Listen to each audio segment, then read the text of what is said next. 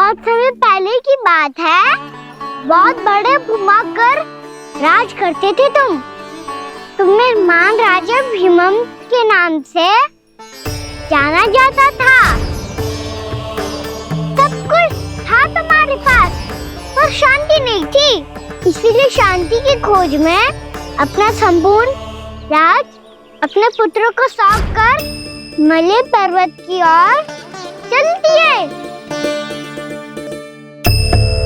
अनेक वर्षों की तपस्या के बाद तुम्हारे तप की कीर्ति चारों ओर फैलने लगी और फिर सच्चे तपस्वी की धूप में तुम्हारी ख्याति से प्रभावित होकर महर्षि उलट तुमसे भेंट करने आए। राजा भीमरथ, आपने ईश्वर की प्राप्ति के लिए सब कुछ छोड़ दिया, पर अपना अभिमान नहीं छोड़ पाए। इसीलिए मेरे आगमन पर सम्मान के साथ खड़ा होना तो दूर, मेरा अभिवादन भी नहीं किया। अभिमान तपस्वी का गुण नहीं होता है राजन, अभिमान राक्षसी गुण है। इसलिए मैं आपको श्राप देता हूँ कि आप अगले जन्म में एक राक्षस के रूप में जन्म लेंगे, एक राक्षस के रूप में जन्म लेंगे। मुझे क्षमा कर दीजिए महर्षि, मैंने जानबूझकर आपका अपमान नहीं किया है। मैं तो यहाँ पर शांति की खोज में आया था। अपने भीतर के संसार में गहरे सोच विचार में डूबा हुआ था मैं। मुझे क्षमा कर दीजिए महर्षि, मुझे क्षमा कर दीजिए। अपनी भूल का आभास प्रायश्चित की ओर पहला पग होता है। मैं अपना श्राप तो वापस नहीं ले सकता, परंतु आपको एक वचन अवश्य दे सकता हूँ। जब भी प्रभु नारायण का अवतार होगा, आपको उचित समय पे वो वरदान देंगे जिसकी आप लंबे समय से प्रतीक्षा कर रहे हैं।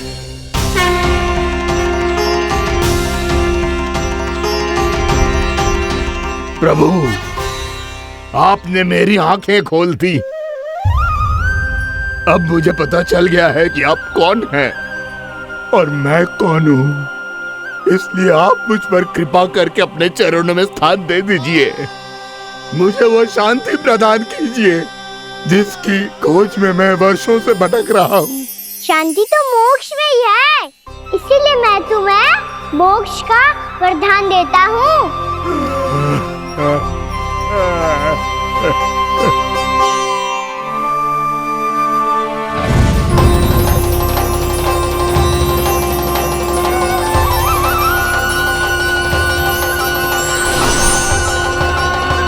प्रभु की ये लीला सदैव स्मरण रखी जाएगी। इस स्थान को इनका आशीर्वाद मिलेगा और इस कंदरा को व्योमासुर की कंदरा के रूप में पहचाना जाएगा। भविष्य में अनेक ऋषि मुनियों की शरण स्थली बनेगी ये कंदरा। दीदी, ये कोई साधारण बालक ना है। ऐसा चमत्कार कोई साधारण बालक थोड़ी ना कर सकते हो। तुम सत्य कह रहे थे बलराम, गाना सच्ची में भगवान ही है। तभी तो सब देवता इसे बसाने और इसकी ओर से युद्ध करने आते हैं। तुम सब ऐसे आंखें फाड़ के क्यों देख रहे हो मुझे?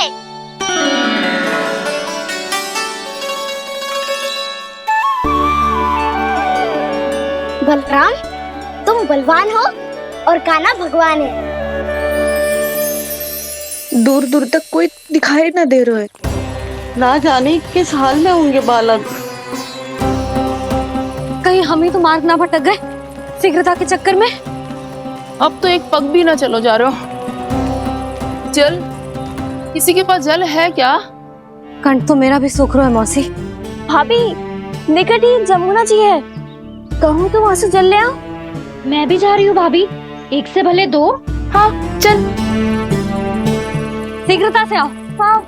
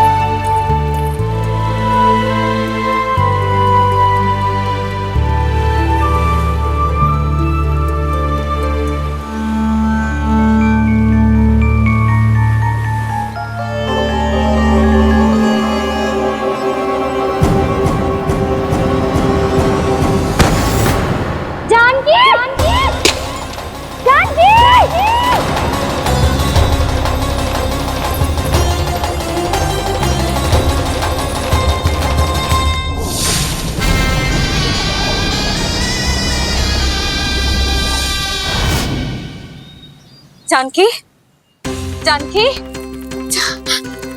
क्या होगा इसे? देखो ना जी, अब छलिया की सूचना मिलते ही हम सब बालकों को ढूंढने चली गई और ढूंढते ढूंढते सबको बहुत प्यास लगी आई जी। तो जानकी जमुना जी की नदी से जल लेने गई और उसने जमुना जी का पानी पिया और उसकी जेदशा हो गई। बालक कहाँ है? वो ठीक तो है ना? ऊपर से सब ठीक है पर भीतर से बहुत भयभीत है सब। जानकी तो बिल्कुल नीली पड़ गया है। लग तो है विष फैल गया है इसका पूरे तन में। मथुरा के सौ से विदेश जी को बुलाए गए हैं उसके उपचार के लिए। जैसे ही इसने जल को मुंह से लगाया, जे गिर पड़ी। चटपटाने का अवसर भी ना मिलो। हाँ वैद्य जी, और निकटी मृत पशु भी पड़े हुए थे। हाँ, मैंने भी अस्थियां देखी थी। इसका तो यही अर्थ हो सकता है कि समस्या वहाँ के जल में ही हो। वैद्य जी, आप रोगी की नाड़ी पे ध्यान दो ना। जे गोपिया क्या कह रही है उसे सुनने की आवश्यकता ना है। जब तक विष के कारण का पता नहीं चल जाता, हम उपचार कैसे कर सकते हैं रानी जी? जी, वो निकट ही यमुना जी में एक विशेष क्षेत्र है। ये सब उसी के जल की बात कर रहे हैं। तब तो ऐसा भी हो सकता है कि किसी विषैले सर्प के काटने का प्रभाव हो। पर सर्प के काटने का चिन्ह ना है उसके तन पे। सर्प जब काटता है तब उसके दांत के चिन्ह बन जाते हैं। मुझे पता है, बड़े बड़े सर्प को काटते हुए देखो है मैंने। एक दिन अब बस कर उज्जवल, ये बड़ी बड़ी हाँकने का समय ना है। पर यदि सर्प ने ना काटो है, फिर जानकी की ये दशा किसने की? अवश्य किसी राक्षस ने की होगी। नाना, कोई विषैला पशु भी तो हो सकता है। यह अवश्य किसी माँ विषैले सर्प के विष से हुआ है। सर्प ने भले ना काटा हो, लेकिन यह अवश्य ही किसी महाविषैले सर्प के विष के कारण हुआ है। कालिया नाग। कालिया नाग?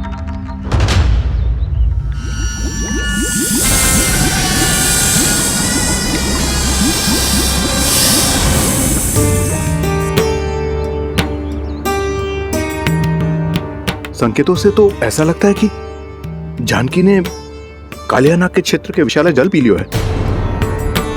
कालिया नाग एक लोक श्रुति है, कल्पना में गढ़ी हुई एक कथा, और कछु ना है।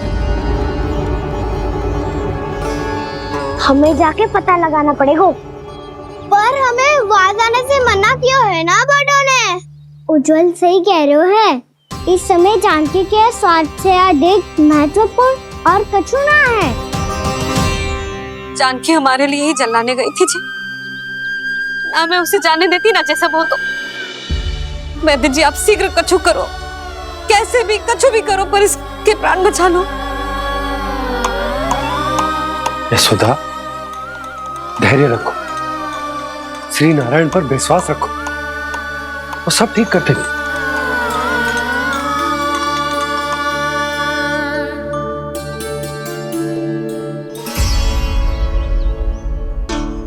विष की काट की मेरे पास जितनी जड़ी बूटी थी, मैंने सब अर्क बना के पिला दी, पर इसकी दशा में अभी तक कोई सुधार नहीं दिख रहा है। यह अंतिम जड़ी बूटी है। अगर इससे भी चमत्कार नहीं हुआ तो फिर जो नारायण की इच्छा।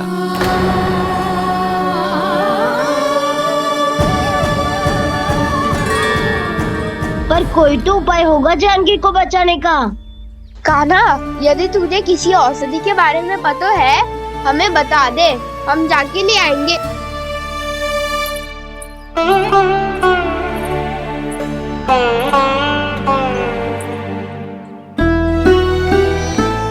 हे नारायण, हे प्रभु, मेरी जानकी के प्राण बचा ले प्रभु। या तो मैं अपने आप को कभी क्षमा न कर पाऊंगी। ये सारी मेरे ही कारण बनाई थी। उसकी रक्षा करो प्रभु, मेरी पुकार सुनो। कान्हा, तूने हमें वत्सासुर से बचाया था ना? और बकासुर से भी तो। और छलिया से भी तो तूने ही बचाया था ना हमें। क्या ऐसा कोई उपाय ना है जानकी को बचाने का? धनवंतरी,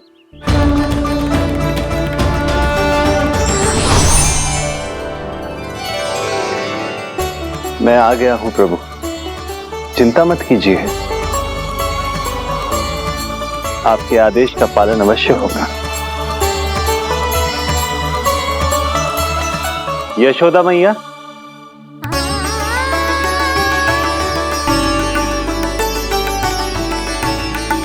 मैया आपको कोई पुकार रहा है।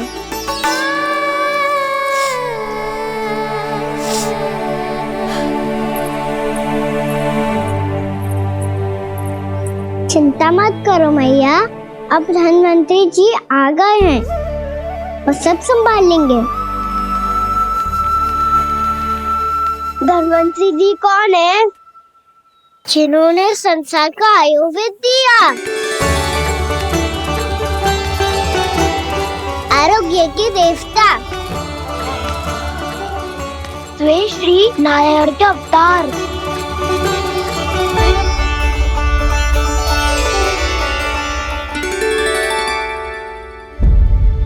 मुझे पता चला है कि आपको वेद की आवश्यकता है। हाँ हाँ, भीतर आइए। आइए आइए बैठे जी। जी रहे।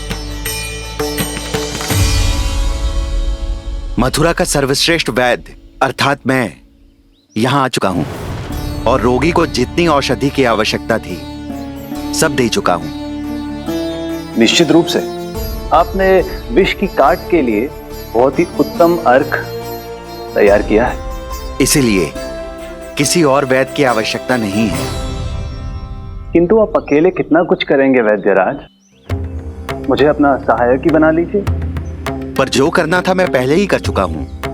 हाँ, वो तो आप कर चुके हैं, बस रोगी के तन से विष निकालना शेष है ना वैद्यराज? हाँ हाँ, बस वही शेष है। इनके रक्त को विष रहित करने में मैं आपकी सहायता करूंगा।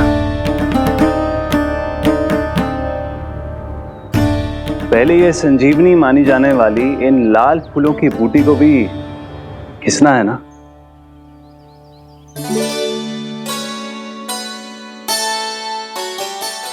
हाँ हाँ, तुम सही कह रहे हो, इसे अच्छे से घिसो।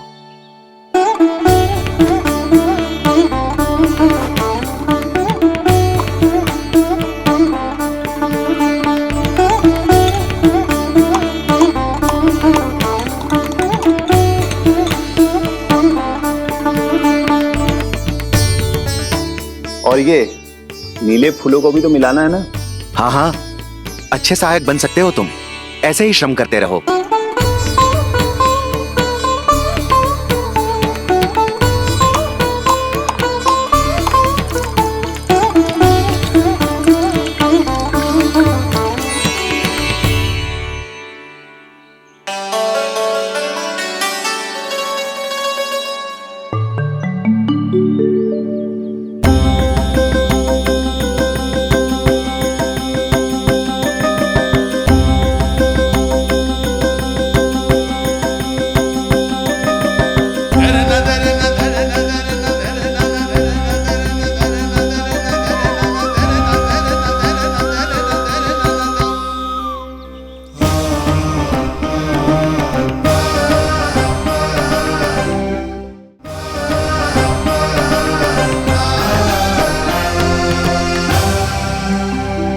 जानकी स्वस्थ हो जाएगी ना धनवंतरी जी?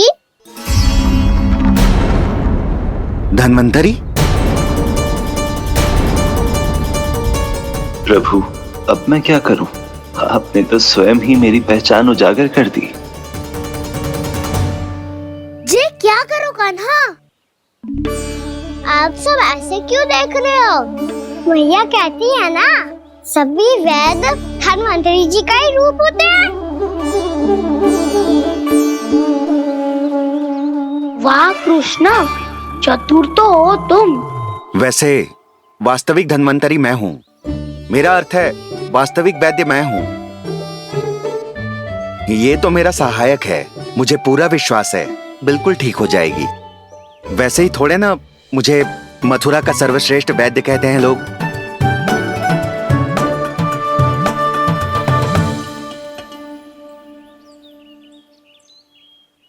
जसोदा भाभी, जशोदा जी, जानकी को चेतना आ गई। जानकी,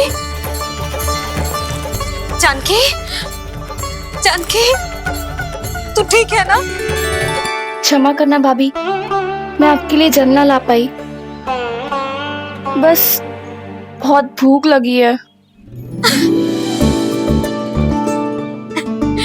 मैं अभी कुछ लाती हूँ। जानकी, माखन खाओगी?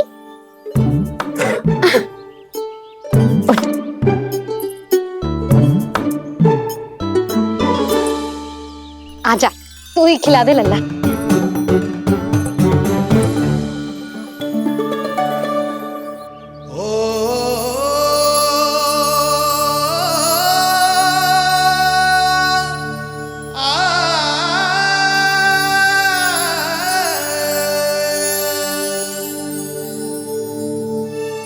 तुम सब मेरे लल्ला को माखन चोर कहती हो ना? आज देखो, अपना ही माखन जानकी को खिला रहे है।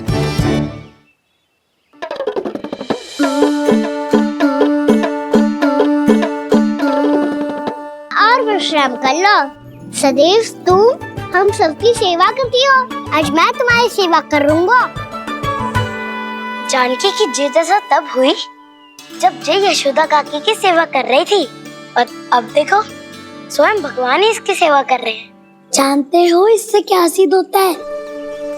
जो भी यशोदा मैया की पूजा करेगा, अर्थात अपने माता पिता की सेवा करेगा, उनके साथ सम्मान से व्यवहार करेगा, ईश्वर स्वयं उसका ध्यान रखेंगे।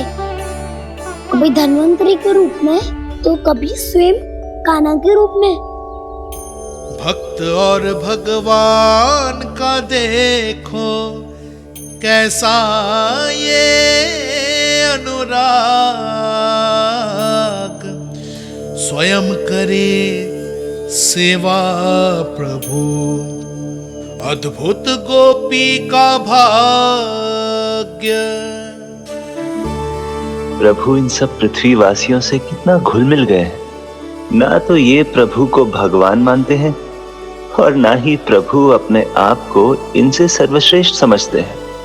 अपने आचरण से ये सिद्ध कर रहे हैं कि ये सभी में हैं और सभी इनका ही अंश है।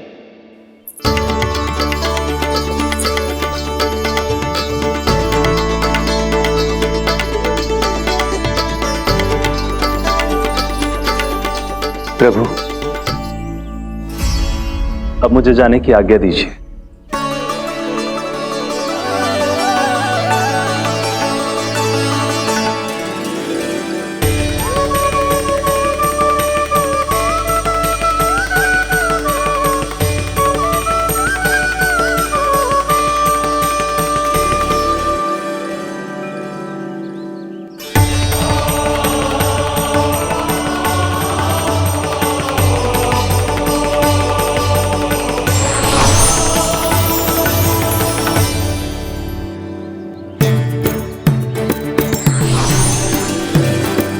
कान्हा ने तो सच्ची में धन्वंतरी जी को बुला लिया था।